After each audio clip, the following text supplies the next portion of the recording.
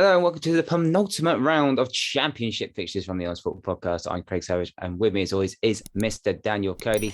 Let's have a quick recap of last weekend and the midweek action in the championship. And there are quite a lot of correct scorelines. 3 for me over the weekend. That was Bournemouth's 1-1 draw with Fulham, Sheffield United's 1-0 win against Cardiff, and Swansea's 1-1 draw with Middlesbrough. Daniel Cody also picked up a perfect score, and that was Luton's 1-1 draw against Blackpool, which does prove that the Championship's favourite scoreline is definitely 1-1. So there's more greens on my side to Daniel Cody's side. So I win the weekend's action by 11 points to 7. Moving on to the midweek games, and there were 3 perfect scores overall.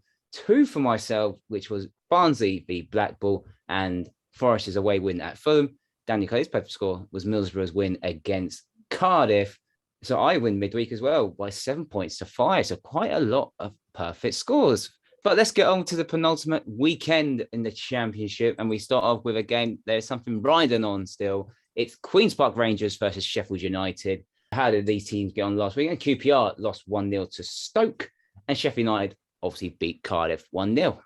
Yeah, I think that was the much needed victory for Sheffield United, despite not a wonderful display and probably the final nail in the coffin of QPR's chances. 6 points behind with 2 games left. They're going to need one hell of a goal difference swing in this game and then a lot of scores to go their way, which I don't think will happen. Sheffield United, let's focus on them because they are in the battle for that all-elusive last promotion spot. I know Middlesbrough are just about still in it, but they weren't brilliant. It was a pretty cagey game, actually. Not many shots, only a few on target. But Sheffield United did create a couple of great ones and obviously took one too.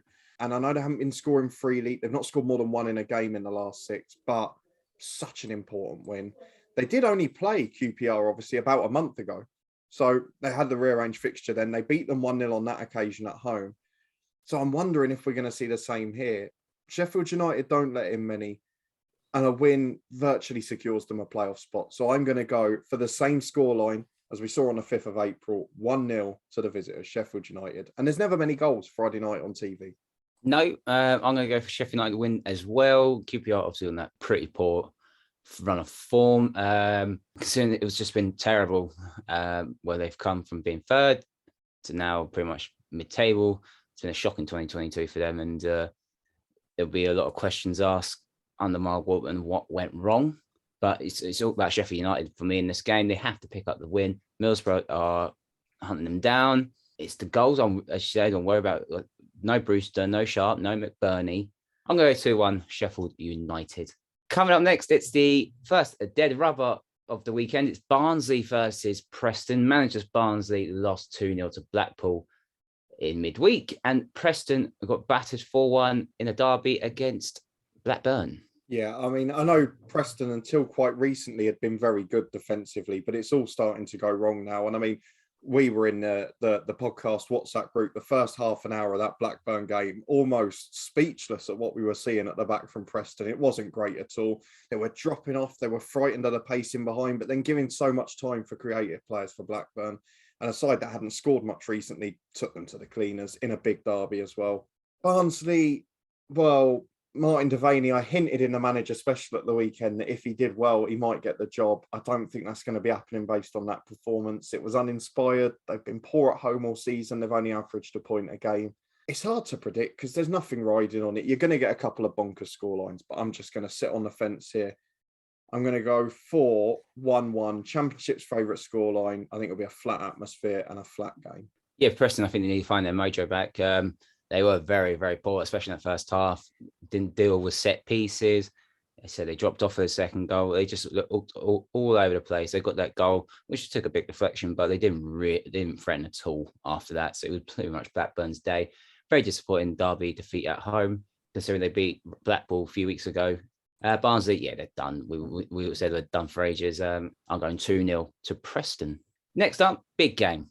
Blackburn Rovers versus Bournemouth. Blackburn still have an outside chance of making the playoffs. They beat Preston by 4 goals. So on. Bournemouth, from 3-0 down, came back to draw 3-3 against Swansea in midweek. Yeah, and it actually could have been more near the end because, well, we'll get to Swansea later. I'm not looking forward to that bit. Look, there's 2 sides to this. Bournemouth showed great character to come back into the game from 3-0 down. the pressure clearly has been getting to them in the games prior. We had the 3 without a goal. We then had one great performance against Coventry, a fortunate result against Fulham, one rush challenge, getting them a late penalty. And then they just collapsed in the first half against Swansea. And they're lucky they were playing against a side who like to give teams 3 goals back from a leading position. So I wasn't inspired. The one positive for Bournemouth, particularly if they end up maybe going into the playoffs, if Forest can catch them, Kiefer Moore came back in and looked like he hadn't been away. I know he was gifted a semi-free header, but he looked really sharp, which I was impressed with. So could yet be a good signing from the January window. For as bad as Preston were against Blackburn, Blackburn were brilliant. Best we've seen them in ages. We were talking about that. They were free-flowing going forward. Ben Brereton Diaz looked the sharpest I've seen him in a long time, linked up well with Gallagher. They really looked like the Blackburn of November, December for the first time. How much of that was Preston's allowance, I don't know. But I don't think, even though we've seen the odd great away performance from Bournemouth recently, I don't think I can back them to win a game because I think Forest will catch them. I think Tuesday is going to be absolutely huge in that battle for second. They know they've got that game around the corner against Forest, and they know they've got to be in the leading position going into it. They won't if they lose this, but I think they're going to. 2-1 Blackburn. I'm going to go 1-1 in this game. Blackburn, I said they were very good that first half. Got the job done. Once it's 3-1, the game was over for me. I said it was probably the best I've seen Blackburn play for a long time. It looked a bit more ruthless, a bit more aggressive. Bournemouth, very, very fortunate. Very fortunate. Don't get me wrong, they've had 21 shots or 24 shots. I don't care. You are fighting for a top 2 spot and you cannot afford to go 3-0 down like that. And yes, credit for getting back into the game, but this is getting real pressure now because they would have known the scoreline at Craven Cottage at the time. They knew Forest were winning against Fulham. If you do that with Blackburn, if you get Brent Diaz and Rothwell and Gallagher, they sort of chances, well, after Monday, they will probably take their chances. I think it's going to be a draw, though. 1-1. Coming on next is Blackpool versus Derby. Blackpool beat Barnsley by 2-0 in midweek, and Derby lost 3-1 to Bristol City. Yeah, Derby, it's a little bit of a flat situation now, isn't it? The fan support's been great, but still no takeover news. That's going to affect preparations for the summer for League One. Wayne Rooney's linked as one of the favourites with the Burnley job, a club we might be covering next season in these predictions. Who knows? It's worrying for Derby. If they lose Rooney, if the ownership doesn't come in time to get them a full summer transfer window, I do have concerns about them. Blackpool, look, they got us both a perfect score in the last week. They looked threatening at Luton. I saw them there live last Saturday. Not going to go on about refereeing decisions because it bores me, but look, it was a solid away performance. They've been solid all season. Comprehensively beat Barnsley. It was actually mentioned in the comments in midweek. All 3 of their last 3 games are against the 3 relegated sides, so they can finish with 9 points and maybe get into that top half. I'm going to go for a Blackpool win. Comfortable. Same score Derby lost by last week. 3-1 to the hosts. I'm going to go 2-0 Blackpool. There's no pressure either side, really. Good week so far for Blackpool. 4 points out of 6 in 2 away games. Very good comeback. Actually, very good. It's 7 points in the last 9. Very, very good return. Derby, yeah, playing wise is just not there now. It's a shame. But yeah, Blackpool to win by 2-0. Next up, Bristol City versus Hull. Bristol City did beat Derby by 3-1, and Hull beat Reading by 3-0. Yeah, and after a long time of home struggles for Hull, back-to-back home wins, and that one was a pretty solid performance. They look strong. And I know we sort of had that effect we mentioned with Reading. The job was done and they just sort of dropped off a little bit. But Hull took advantage. They only actually had the 3 shots on target they scored with, but they were much better and didn't make so many mistakes playing out from the back. They've won in 3 and 4. Bristol City are unbeaten in 4, and after their defensive struggles this season, have only let in 3 goals in those 4 games. There's some positive signs there, but it's a lot easier to do it when you're not under pressure, isn't it? It's a dead rubber. It's the battle for 17th place, which I'm sure is not what either side really wanted. But for Hull, it's a better season. I'm going to go... I've got to sit on the fence. All the perfect scores are Championship's favourite scoreline, so let's chuck in another 1-1. I'm going to go 1-0 to Hull in this game.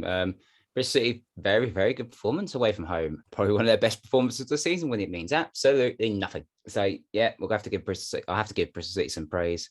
Hull, very good as well. 3-0. Reading, obviously, I think they knew, obviously, they were safe anyway and decided to sit on the beach, as you like to say. So I'm going to go Hull to win again by 1-0. Right, next up is Cardiff versus Birmingham. Cardiff lost 2-0 away at Middlesbrough, and Birmingham drew 2-2 with Millwall. I do wonder, really, whether Birmingham letting in that 98th minute penalty has let Millwall back into the playoff race, but that's for a bit later on. Birmingham, look, they had to get a response after giving away the 2-goal lead against Coventry and getting defeated after losing 6-1 at Blackpool. It was a better performance. They matched the side going for the playoffs. They needed it, and it's a point on the board, which is a positive. Cardiff, I mean, if you're talking about teams that are on the beach, none of them top Cardiff. It was really frustrating watching that Borough game because Tavernier, yes, it was a good strike from 25 yards, but he's got 10 yards of space, 25 yards out. A player who we know's got the ability to put one in the corner. Someone close the ball down when they get into your final third. It's so frustrating to watch. In fact, the two Welsh teams are really frustrating us both defensively this calendar year. But look, it's all gone wrong for Cardiff. They need a big shift around in the summer.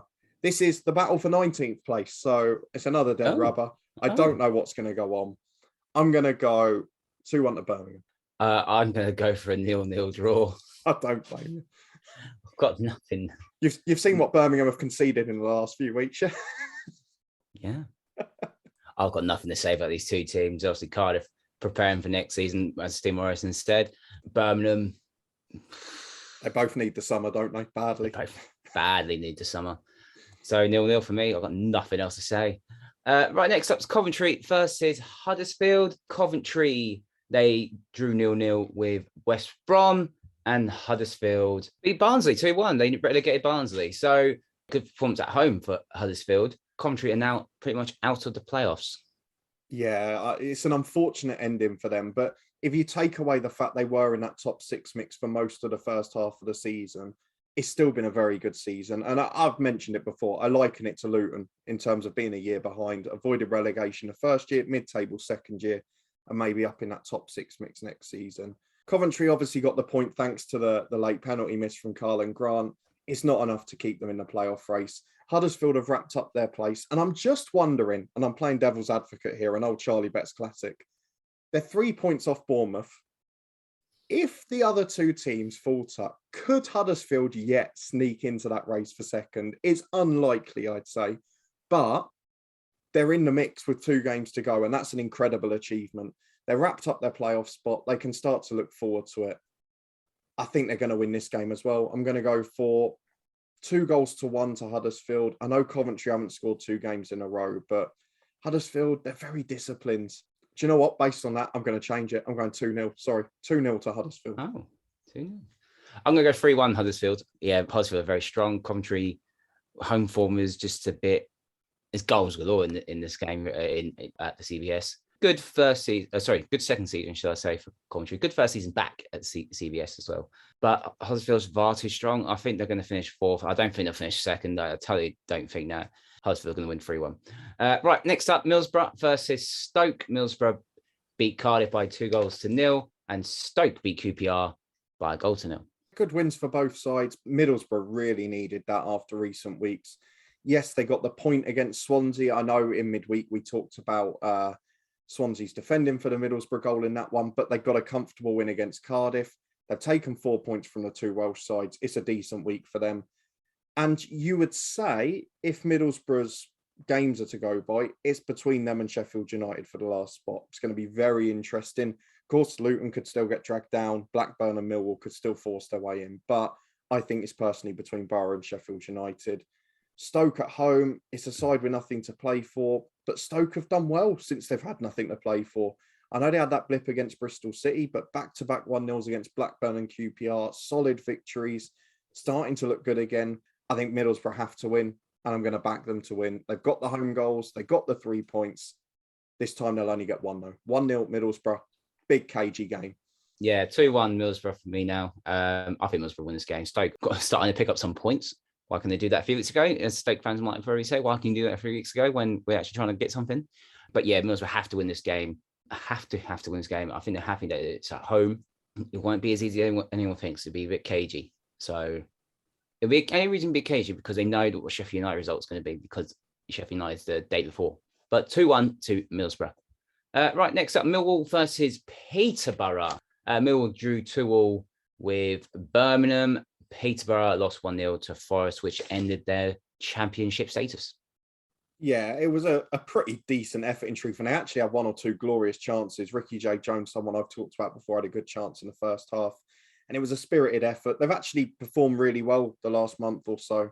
And like you mentioned last week, what might have been if Grant McCann had been in a month earlier, we'll never know. In terms of Millwall, I wonder if that result is going to cost them the playoffs, because I think they would have maybe been favourites given the run-in if they'd won that game. They would have only been 1 point off Sheffield United. And this game is a winnable game on paper. The 98th minute penalty gave them something, gives them a chance. They've got to win this game. I think they will do comfortably. I'm going to go for the classic Millwall 2-0 at home. I'm going to go 3-1 Millwall. I think this could be a good game, actually. Peterborough got nothing right on. They're playing better. Yeah. They, attacking-wise, weren't great against Forest. They didn't have many chances at all, but they gave a spirited performance. They kept Forest down to 1 when it could have easily been 4 or 5 for them. There's positive signs for Grant McCann going into the summer, as they go into League One. So Millwall have to win the game if they want something out of this. I think they will. You think they will. But I'm going to go by 3-1. Right, next up, Nottingham Forest versus Swansea at the City Ground. Forest beat Fulham away from home by 1-0. And Swansea let a 3-goal lead slip in 20 minutes against Bournemouth. Yes. For the do you want me to start? Or do you want us to for the second time in 9 days, let 3-goal lead slip. It's ridiculous. Add to that the goal they gave away against Borough. It was a calamity. And this time it wasn't even playing out from the back. Kiefer Moore comes off the bench.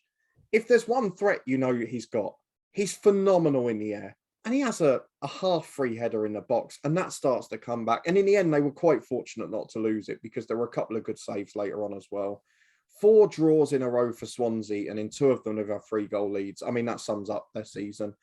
There is a lot of work defensively for Russell Martin to do in the summer, and some of his tactical changes defensively, bringing on a shorter player after Kiefer Moore's come on, etc. Just doesn't make sense. Forest, let's focus on them because they've got something to play for. Back-to-back 1-0 wins away from home. The thing I found most ironic and funny as a Luton fan is their performance against Fulham was very reminiscent of Luton against Nottingham Forest. And do you know what? They bloody needed it. No complaints.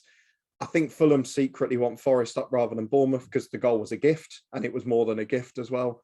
But after that, Forest were disciplined, masters of the dark arts.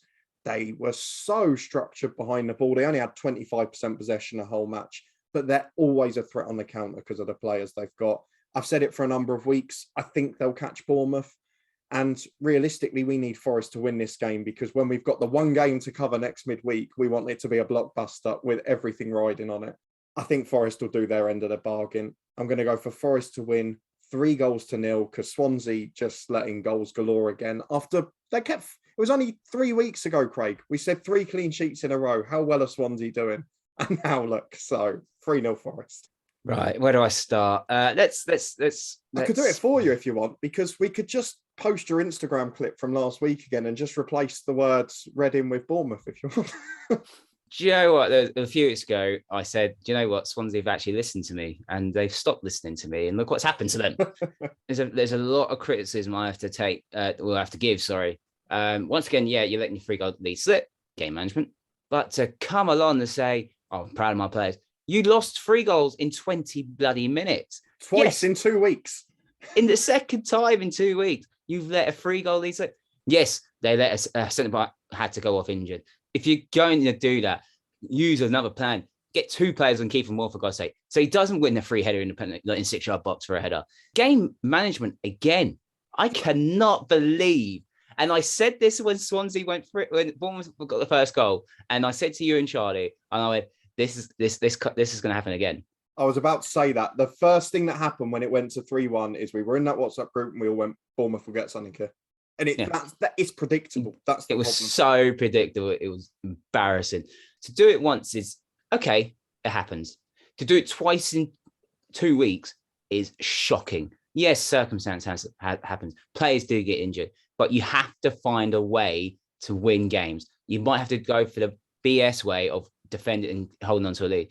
As we said, Forest fans were moaning about how Luton played. Forest done exactly what Luton did. they found a way to win. Steve Cooper didn't like it. He admitted he didn't like it. That's not his style. But at the end of the day, you get these sort of games that you have to be ugly to get 3 points. Forest, fantastic. I really like how Forest play. They did what Luton done. They were excellent. They could have had more than one. They should have had more than one. Brennan Johnson squared it as Surridge, who really should have scored in 6 yards. Didn't. Yusta was a good save by Ryder, but they were very, very good. I'm going Forest to win 2-0. I thought you were going to go Swansea. I'm going to Swansea to win 3-0. No, Forest to win 2-0 for me. All right, after a little bit of a rant. Reading versus West Brom in a dead rubber as well. Reading lost 3-0 and West Brom drew 0-0 with Coventry. Yeah, I know I didn't get the scoreline right, but one of the few things I did get right last week is that Reading would head straight for the beach after securing safety there. I don't think they're going to win another game now. Obviously, there's links of different managers now, potentially not being Paul Ince. So I've got to be honest. I held my hands up and say I was wrong. I feel he deserves a chance at the job, to be honest, for what he's done, because I didn't see them getting out of that. You didn't see them getting out of that. I don't think any of us did. And it's not that they stayed up by default. Peterborough were picking up points and they managed to pull away. So fair play to them. They've done their job and it will be a very poor last couple of games, I think. West Brom, that penalty. That's the moment, isn't it? I still don't think it would have been enough. There would have been 6 points off, but it's going to be a big rebuilding job for Steve Bruce. He's got to find a way to score goals with this team because it's back-to-back blanks again. Yes, they were better defensively, but I think they'll win this game just because Reading are poor, but I'm only going to go for 1-0. It's not going to be the crazy game a lot of people are predicting. Yeah, I'm going to go 1-1. I don't expect anything from this game. Reading will probably have a pie because they survived. West Brom defensively are poor, despite keeping a clean sheet. It's positive. Reading, they were very poor last week. I said they'll be separate. I don't think they care. Yeah, 1-1. And the final game is Fulham versus Luton. Fulham obviously lost to Forest 1-0. They are not champions yet. Luton drew 1-0 with Blackpool. They haven't secured the playoffs yet. But by the time it gets to that game, they probably would have.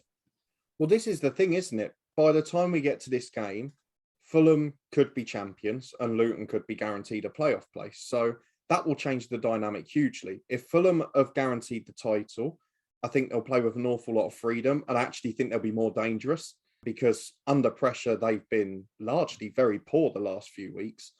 Luton, look, 7 points out of those 3 games were excellent. There was a lot of, probably for the first time I've seen in a while, a lot of panic at Kenilworth Road last weekend because it wasn't a good game. It was a poor performance. And I know that arguably Luton were robbed in the end because it was an incredibly soft decision, to be polite, against Richard Keogh to not allow the goal to stand in stoppage time. But Luton didn't deserve the win over the game. But there was panic about the point. And actually, by the end of the day, it had turned out to be a very good one yet again. It's a week unbeaten, 1 goal conceded, 3 goals scored. New goalkeeper in, still looks solid defensively. You can't complain. If Fulham haven't won the title, if Bournemouth have won, then I think Luton will get something. But I can't see Bournemouth winning. So as a result, I think Fulham will play with freedom. And I actually think Fulham will then become their best version of themselves again, which means they're a very dangerous side. So against all the odds, based on Fulham being champions by the time we get to the game, I'm going 4-0 Fulham. If they're not, I'd go for 1-0. I'm going 2-1 to Fulham, only because of the injuries that Luton won't have enough, which is fine. I've got no problem with that. Injuries happen. Our injury crisis is horrendous. We've pretty much got 11 players out. Fulham haven't been great recently. If Luton could put a bit of pressure on them, like Forest did put a bit of pressure on them, regardless if Fulham were already champions by them, Luton can get something out of this. And you look at the reverse fixture, when Luton were very, very good against Fulham. Very, very good back in December. But a 2-1 defeat wouldn't be too bad. And hopefully Luton will secure players by then and then rest them up until whoever we get in the playoffs. So, yeah, 2-1 to Fulham. Right, let's have a quick recap of what we have just predicted for this weekend's action. Considering the games that I've got something riding on, Bournemouth might struggle, Forest will win, and Fulham could be champions by the time we even get to the final of the game. So, tight all round on the penultimate day. And those are our predictions for this weekend's action in the Championship. Do you agree with us or disagree with us? Let us know in the comments below. Don't forget to like this video, subscribe to the Honest Football Podcast, and you can follow us on Twitter at Honest Football Free. And we'll see you next time.